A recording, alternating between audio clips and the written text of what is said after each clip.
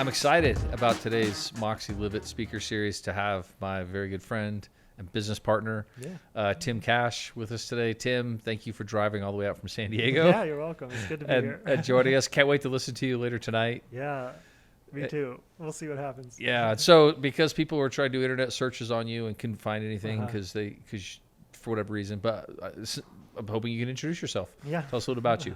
Thanks. Yeah, it's good to be up here again and to see you again. Thanks.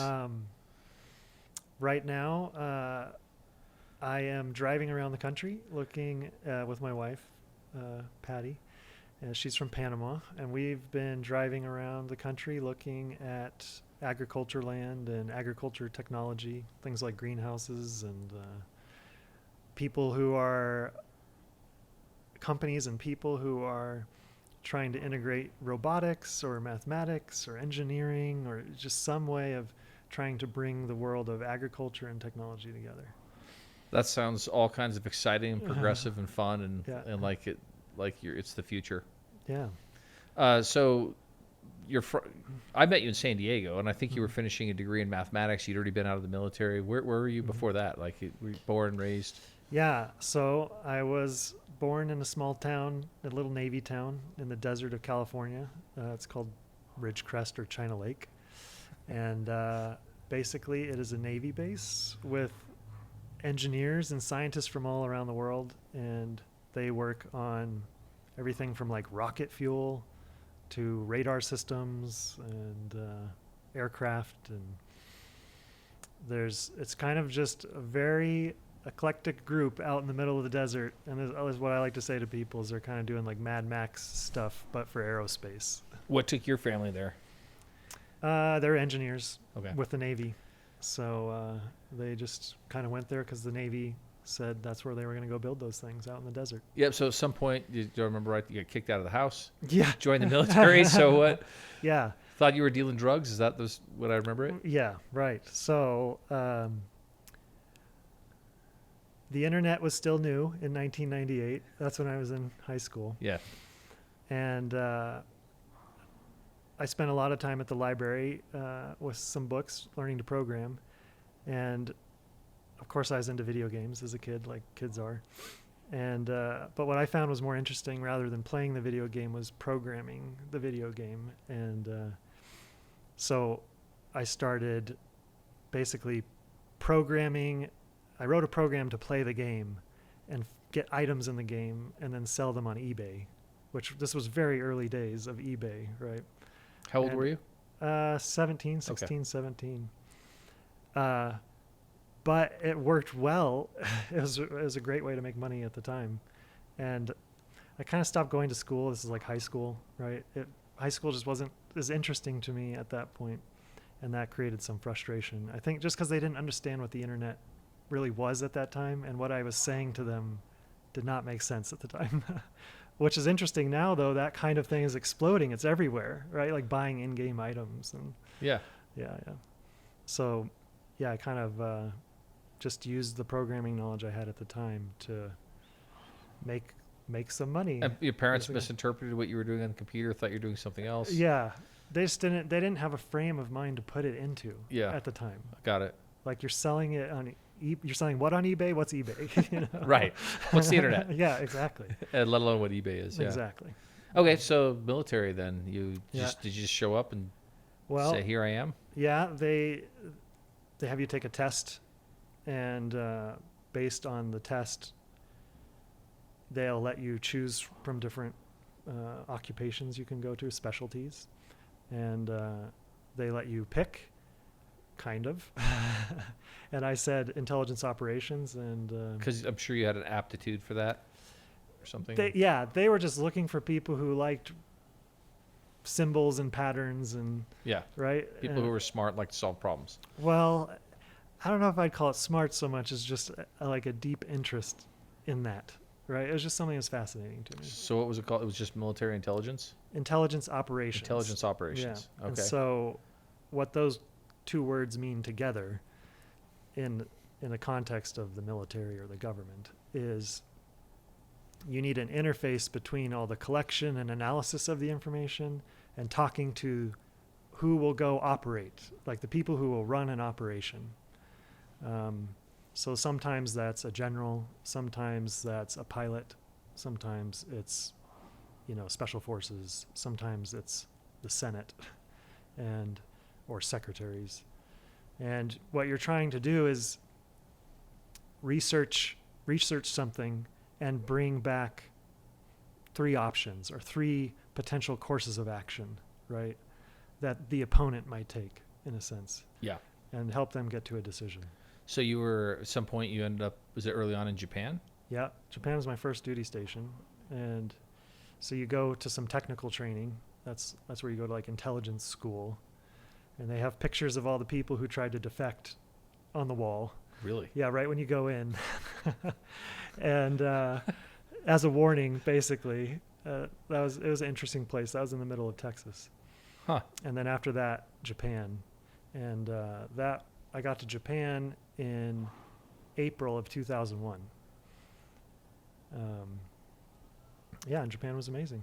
Great. I recommend it highly to anybody who could go. You should definitely go. In briefly, like, give me 2 or 3 plugs for Japan. Why you think I should go there? Yeah. Because I haven't been there and I want to, but sell me. Okay. One is what I'd call the Japanese aesthetic, like just their love of beauty and art and nature and how it's sort of integrated into a lot of their culture. And so if you like things like castles, and a deep history, you'll enjoy that part. But the other part is just like the natural beauty there. So an example is the Cherry Blossom Festival. I always wanted to see that. Right. So I got to hang out in these mountains with these guys. They call themselves the protectors of the mountain. And they kind of just walk around during this festival playing music. And they wanted to hang out with us. So we got to like hang out for a day during the Cherry Blossom Festival with these guys and play music with them. And it was like right next to I don't know how 1,200-year-old samurai castle or something like that, right? So it's beautiful, and then the history. Yeah, it feels a little bit like you're in a postcard or a storybook sometimes there. Yeah. All right, I'm sold. Yeah. Sometimes at the Cherry Blossom Festival, there's so many it looks like snow. It feels like it's snowing, but it's just the blossoms of these trees. Closest I've been. And tell me how far it is, because I know you've been there. Is the Cherry Blossom Festival in Washington D.C. With all the cherry trees the Japanese gave us? Yeah, exactly. You know what I'm talking about. Yep. And is it This is it like that, but 10 times more? It's like that, but in the mountains, and the trees are just all over the mountains. Yeah. That'd be amazing. Yeah, and their culture, they just have a deep respect for it, and so yeah, being there for those moments in other cultures, like celebrating with them. That would be fun, being really around cool. And being able to witness and feel the deep respect for that beauty. Yeah, exactly. Yeah. Or even if there's like a tie, a little bit. Yeah, you can just tell it's part of their culture. It's really cool. That sounds great. Yeah. So then from there, who came calling? Well, September 11th happened while I was there. 2001. 2001. Yeah. And so I got that call at 2 a.m. And a couple weeks later, everything had changed, and I'd spend probably about the next decade in the results, the aftermath of that day. Doing military intelligence. Yep. Yeah. Well, yeah, for a while I was with the Air Force, and then I got pulled out of the Air Force and worked in the DC area.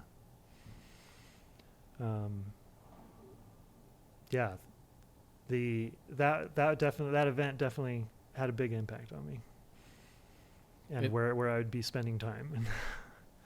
And I think there was a I don't know how long you were in Washington, or how long did you actually have to go to the Middle East for a while too? Oh yeah. Yeah. Basically the intelligence community pulled me out of the Middle East to come work for them in Northern Virginia. Why?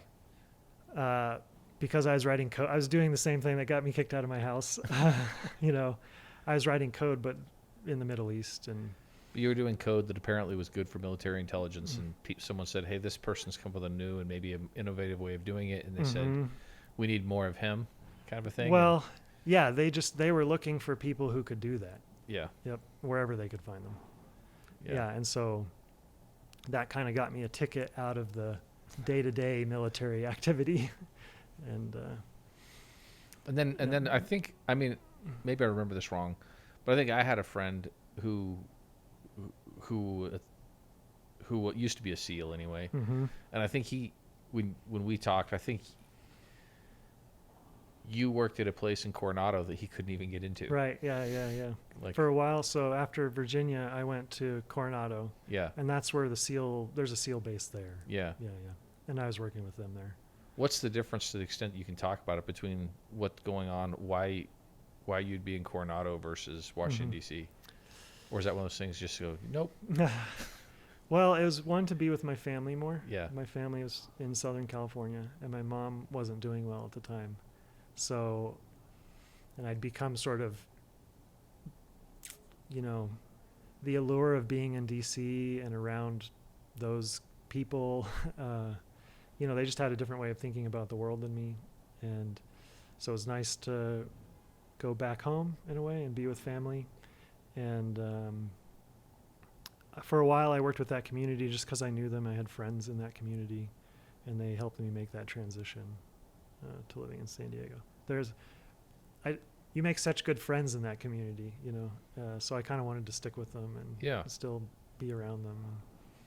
Yeah. I think I remember you kind of sharing with me that, like, it was interesting solving problems, but then the type of problems you're solving had heavy consequences, Right. and then at some point you find yourself having to give tours to Congress people, Yeah. to Mhm. about, like, the things you're working on developing, and maybe you end up doing that more than developing. There's somewhat you end up talking about it more than working on it. Yeah. There's that aspect to it. And I got the sense that the technology we were developing, I don't know, I guess I stopped understanding why we were building it. Yeah. So, that led to me kind of making a life decision to leave that career or that field and kind of just make it out in the regular civilian world. What kind of impact did the military experience, you think, have on you, as you left, and even to today? Well, I guess you get to see the world in a different way. You get to see a little bit of how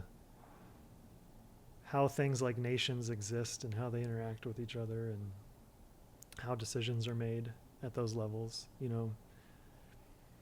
and For better or worse. exactly, for better or worse, how these gigantic organizations move and, like what their clockwork is like. And it's a little bit of reality check for me in a lot of ways, but it did build up a kind of a discipline, or it helped me lose some fear, I would say, and feel like I could go and interact with the world and pretty much do whatever I set my mind to do. I learned a lot from that community about just going and trying stuff out and not being afraid of risk,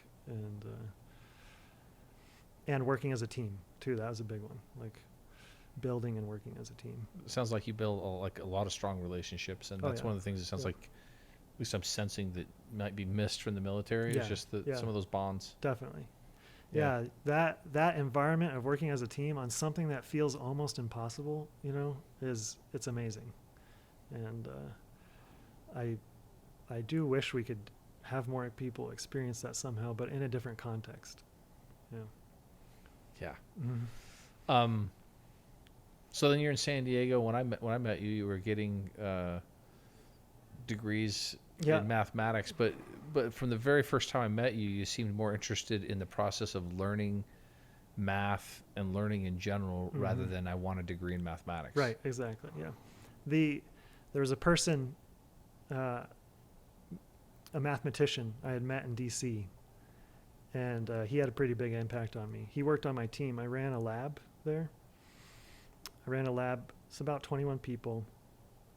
There were economists and analysts from kind of all different parts of the world. But he was deeply into mathematics, and he shared with me some of how he saw the world. And I got to see the effects of the ideas like that he brought to the table, like how powerful they were. So that interaction inspired me to just go learn it, like dive in and learn it, because I was convinced. Basically, after that experience there, I was convinced of the power of mathematics, as a tool and as a mental framework. It hasn't really ended, right? No. I mean, yeah. in talking to you, you got the degree, but even when you were doing that, it seemed like you were always talking about the applications of the things you were learning. And I mean, haven't you taken like a lot on your own? Yes. Yeah. I continue now. Mostly I find people on Twitter or in Discord channels or who are talking about some obscure area of mathematics. And I'm like, I'm kind of on the same thread or trail, like following them. And I'll just reach out and ask them if they could tutor me or help me learn that area. What was the one you did recently from the people from Cambridge? Like what was the discipline? So it's category theory, is that area of mathematics. And as an example of what you could do with it, one of the advisors there, he's one of the leaders, I'd say, in the world leader in category theory. He's working on a way to connect natural language to quantum circuits. So, and a way to show it diagrammatically, like simple diagrams that you could learn in maybe a week. You could like learn to work with these diagrams. So, it's just a fascinating area. You learn so much that things you didn't think were possible are possible, And I think that's, to me, math keeps like sort of flushing my brain about what's possible, it's a never ending source of those things. Yeah. So you and I own a company called Oakleon with a technology that you invented and developed. And maybe you can tell us the birth of like your idea of where that came from. Yeah. So the primary technology there's what I describe briefly as a graph database. And what that means is a database that makes it easy to talk about relationships between information, connect information. The reasoning for it, kind of the problem I looked out and saw and was trying to overcome, was being able to disagree about information and track the pedigree of information, like where it came from. How did it get to that point? I think most obvious why you'd want that in the context of something like journalism, right? Where you have a lot of people working on a problem that isn't totally clear, and you can't all agree ahead of time on what everything is. You're trying to figure it out, right? So being able to disagree on information, not having to pre-plan the structure, being able to develop the language, the jargon, and how you want to interact with it as you go, right? To sort of give the person building it that power instead of relying on the programmer. The primary thing it was looking to do is allow and encourage disagreement on information and highlight it and let people come to some conclusion,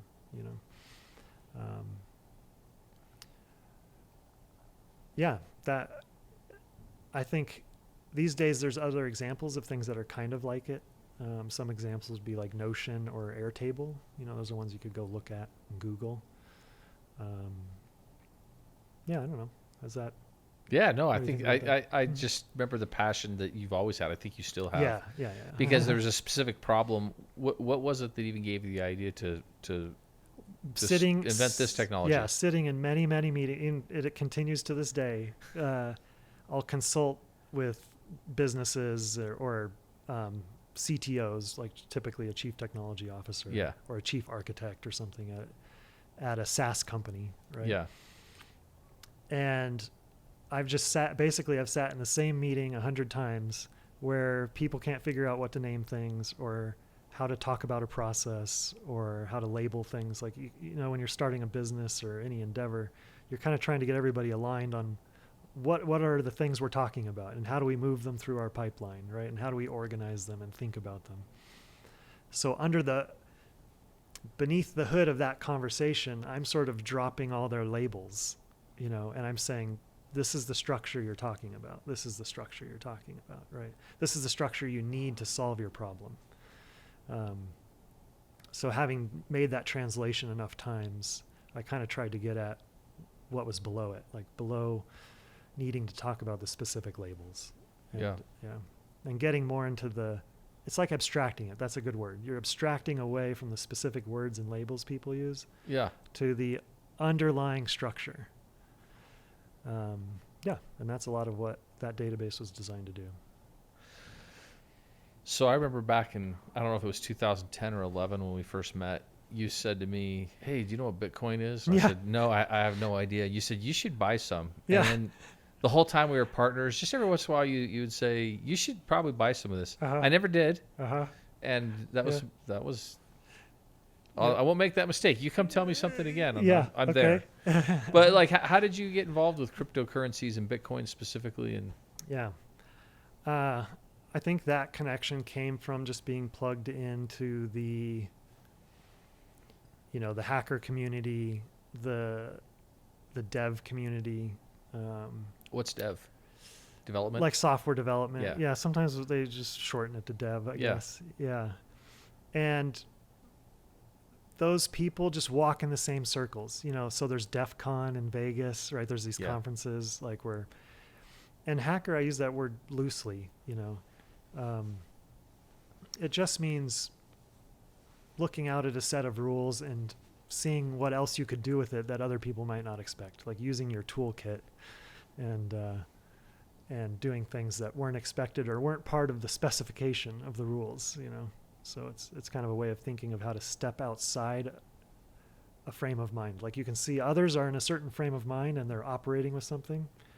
And it's a conscious decision to say, I'm going to step outside of that and look back at it and see how I could maybe interact with it differently. Okay. And so how'd that get you to crypto? So crypto, before Bitcoin, there were ideas about digital cash, right? Hash cash, or there were different names for them. But kind of what was going on in these forums, those online forums and online chat rooms, what was going on at that time was the crash of 2008, right? Right. Like wars that didn't ever seem to end.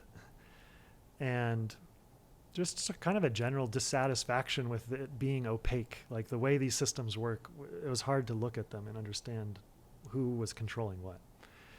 So there's a lot of discussion about technical mechanisms to overcome that, like the shortcomings of the current banking system and how the ledger is hidden, so to speak. Right. So there's a bunch of people collaborating on what algorithms, what kind of networks, what kind of, how do we stitch a thing together that could overcome this? And the Bitcoin paper was one of the first papers that seemed like it kind of like tied some of the critical problems together and solved them. And you might have heard of some of them, like double spending problem, right? And distributed consensus. So yeah, I ran into it because I just sort of hang out in that world, watch those channels, and somebody is just post like, "Hey, check this paper out, read it." And I read it, and I thought it was worth it to just go set up a computer and start mining and see what happened, More for learning though. Yeah, always for learning, right? Yeah. Yeah, because it seemed fun and I wanted to tinker with it. Yeah. Yeah. Try it out. I mean, it's because I know a lot of people who mine, and the majority of people I know who are miners, it's just straight capitalism. Right. But that's not what you were doing. You were it was new, and it's almost like it seemed like a more of a new world philosophy. Exactly. Of direction of the future is. It was like a way to take things that were tied together previously and unattach them, right? Yeah. So, anytime you see that in the technology world, you kind of know there's a potential there for a new network or a new platform, whatever word you'd want to use. So in 1998, it was things like eBay, right? Right. That's where you could sort of jump on there and make a living, right?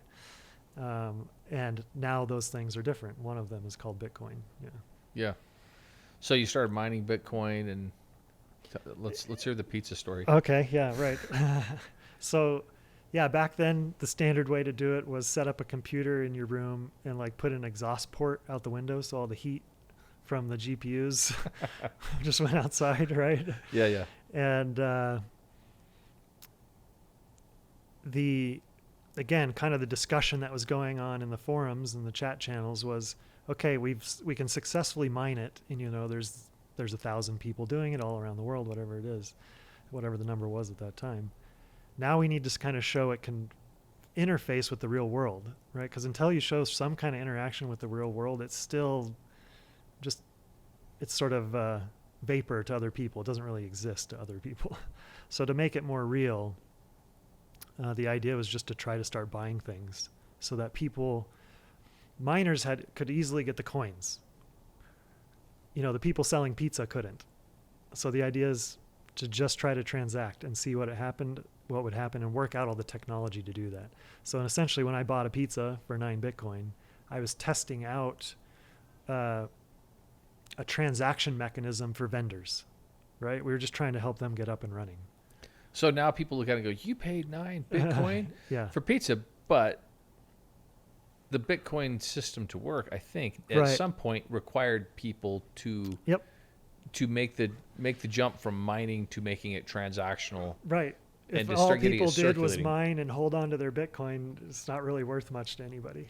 My point is, I think that everybody owes you a little bit of a thanks, Right. Because and you knew what you were doing at the time too, Yeah. right? Yes. I mean, you had full knowledge of what you're doing. It wasn't ignorance saying, No. "I have this coin and I'm going to get pizza." You were Right. pushing a system forward. Yeah, exactly. Yeah, very intentionally. Yeah, yeah. I mean, if you want to create an economy, this gets into some people, they call it tokenomics, right? Which is, okay, you have these coins, but really what we want to do is bootstrap a market or an economy. And the way to get that going is to share some of it so people can use it. Yeah, and so now that the place that made pizza, they have those 9 Bitcoins. And I was just saying a little bit ago, we could probably go track what they did with them to some degree. Like we So could, on the blockchain. yeah, we could look at what accounts, they output to. What did they spend it on? Would be a good question, right? Yeah, that'd be fascinating to see where they went. Like what did they seed? Yeah. I was sharing with you earlier because I read some of the stuff that you've sent me and been and I'm still in the process of educating myself about Bitcoin. But I said that I thought one of my favorite security measures is the natural security measure that ultimately I would call the people. Mm-hmm. That the people decide, and the people have the power to say no to a particular direction or to particular decisions, and say we don't. And people who are in the Bitcoin world are incentivized to be honest and truthful, Yes. and to have everybody else be honest and truthful, or else it compromises the whole system and community. Yeah, and there's actually an example of that called Bitcoin Cash.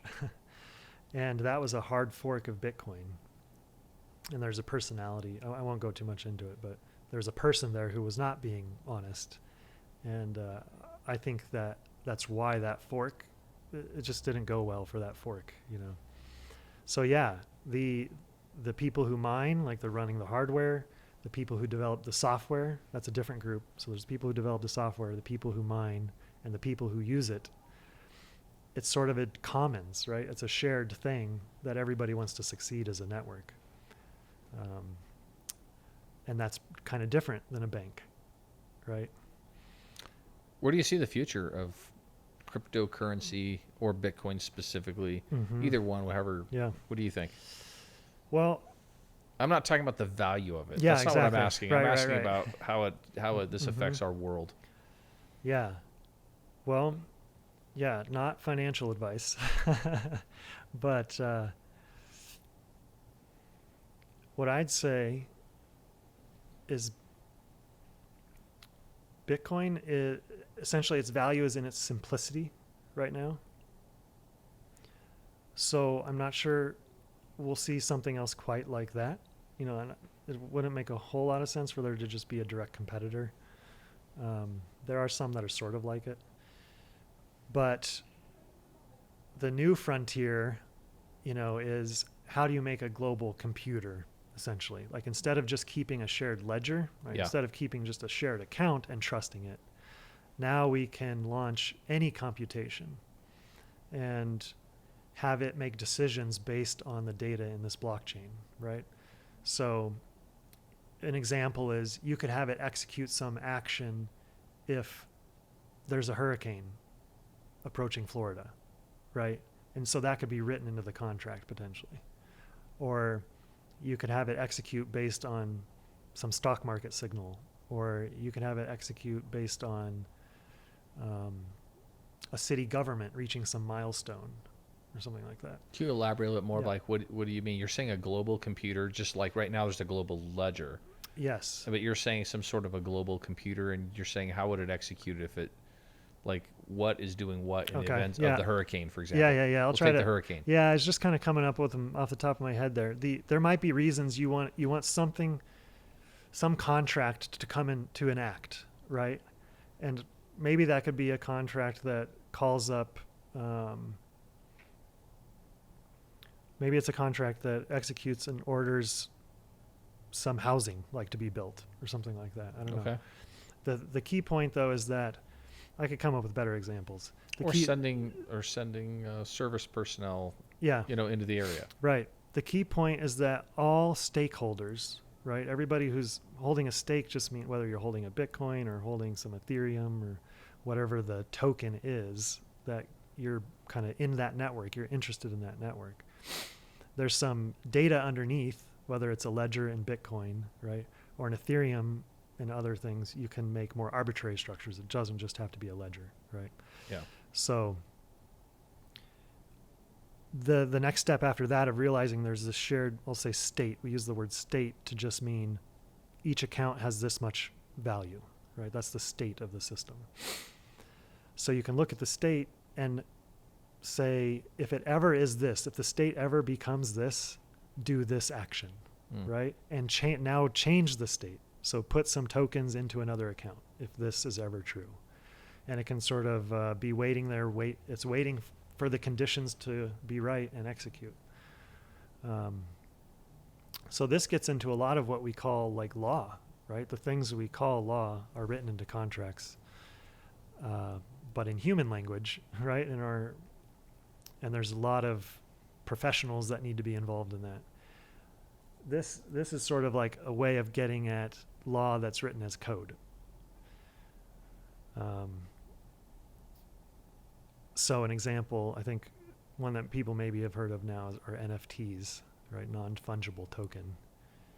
And you could sort of think of that as a way to just assign ownership to anything, whatever you want to point it at, whether it's a land contract or a piece of art, right?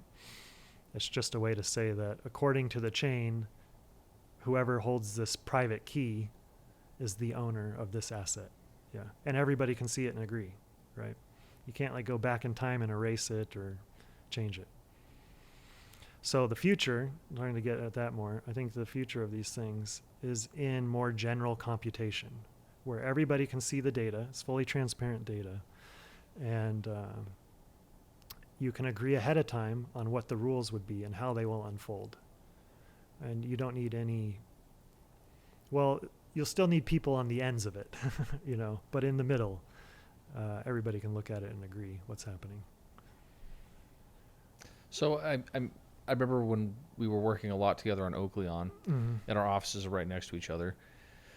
I remember you talking a lot about open source materials and how you're a big fan of open source and how you're a big fan of community and pushing technology and thought sharing forward. Yeah. And since then, we've now had discussions on, gosh, why does there have to be so much malice in the world? Yeah. Why can't there be? And I think those concepts are somewhat connected. Of the sense of when we build a sense of community, that how do we propagate kindness? Yeah. And that just seems like ever since I've known you, that seems to be. I associate that with you as a person. Yeah. Thank you. Are you kind of asking how is it connected or? I didn't get there yet. I was actually going to say like how that gets you to where you are now. You can answer how it's connected if you want. Yeah. But I was going to ask at the very beginning. You said you mentioned some of the stuff you're doing, traveling around, and looking and meeting different people. I'm wondering if that's connected. Oh yeah, to that philosophy. Yeah. Yeah, absolutely. Yeah. How would I describe it? if you were going to choose where to invest your time, and you could sort of look at, I mean, I'm going to use a lot of big words here, is you could look at how sort of society unfolds according to the rules with which it's given, right? Like streets have to be a certain width, homes have to be set back a certain distance, like food can be grown here, not there, right? These rules we put in have pretty big effects on the way we set up our cities and then live our lives.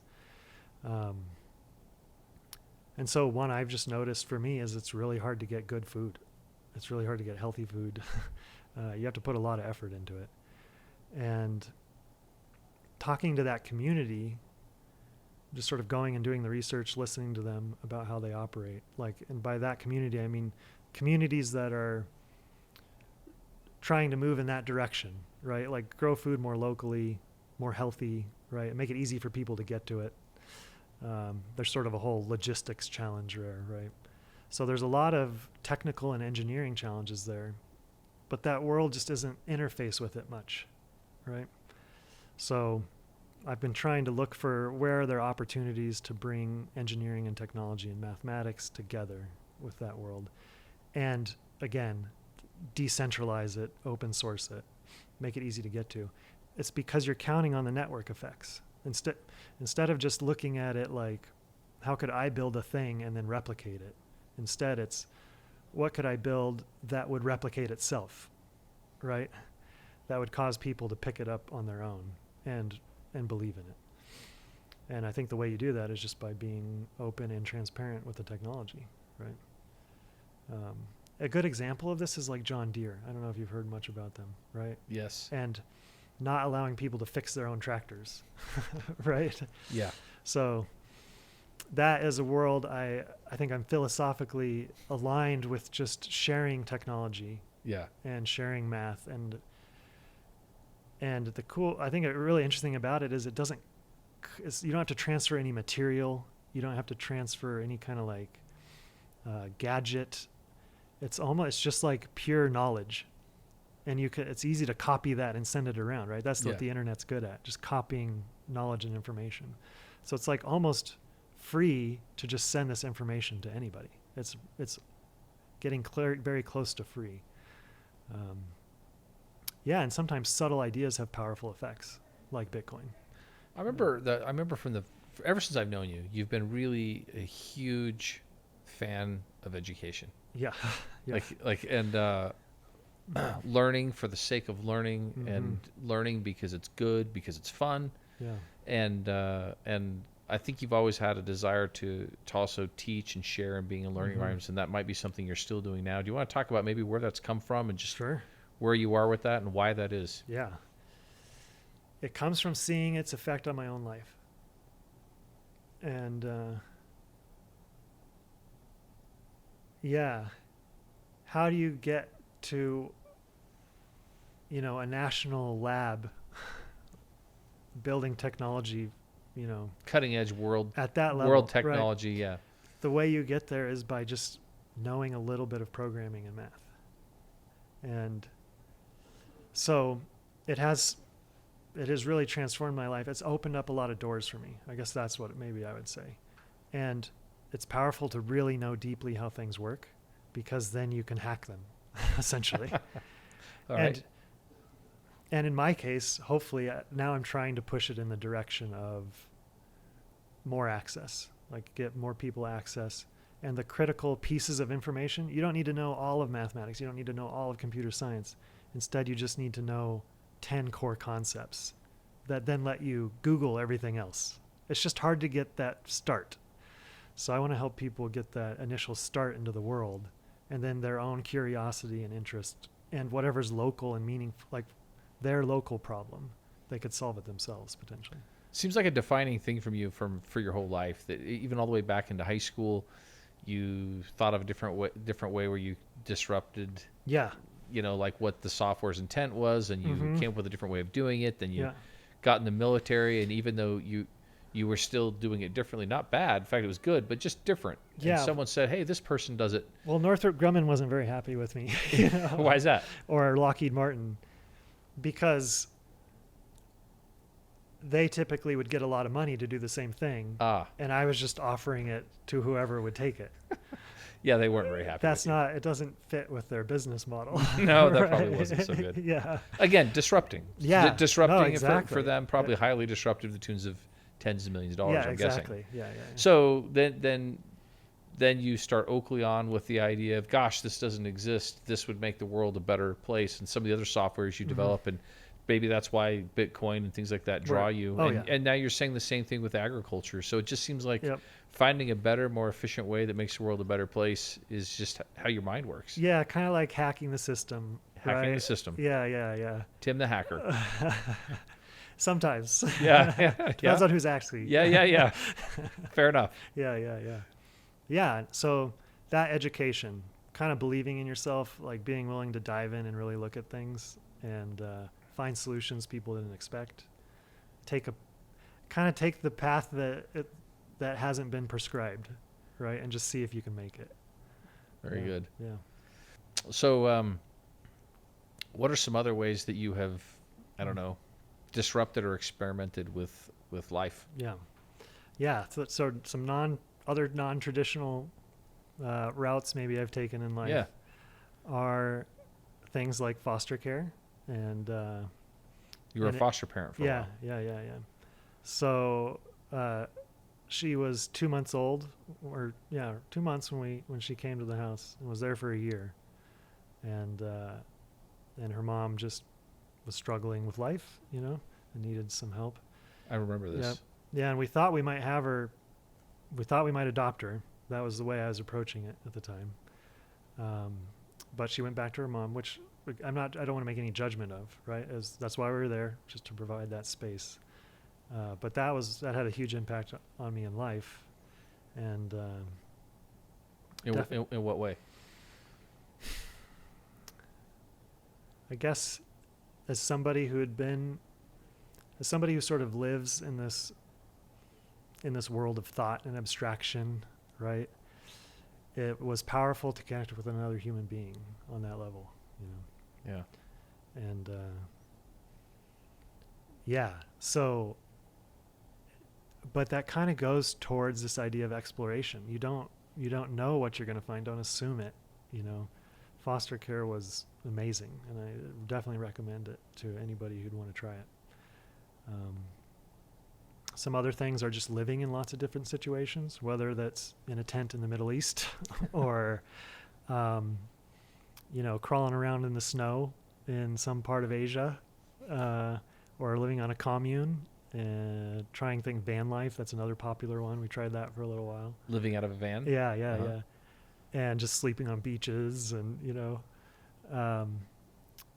but mostly, trying to spend time with other people. Like that is a lot of our movement, a lot of our travel lately has just been about visiting family all over the West Coast and seeing how people live and trying to understand them better and show up with some love, make some good food, play some music for them. I like to play the guitar now. I think just trying to meet people and interact with them and get to know them, but not through the way most people live life, I guess, or not through the standard path, I guess. Yeah. It's like building a family, but in a different way, maybe. Yeah. Non-traditional. Yeah. And maybe having a shared philosophy that maybe some of the things I've gained from you and talking to you in the past is that maybe some of the richness that people are after in Bitcoin or other capitalistic ventures might be missing the path that the real riches are found in our relationships and how we treat each other. Totally. 100%. Yeah. And build trust between each other. Building trust between each other. Yeah. And giving it, granting it. Yeah. Yep. Well, thanks for taking time to drive all the way up here to Utah. Thanks for coming in and chatting with me today and sharing some of your bits of wisdom and knowledge with the people who are lucky enough to listen. Yeah, thank you. This was fun. Yep. Look forward to hearing you tonight. Yep. Thanks, Tim. man.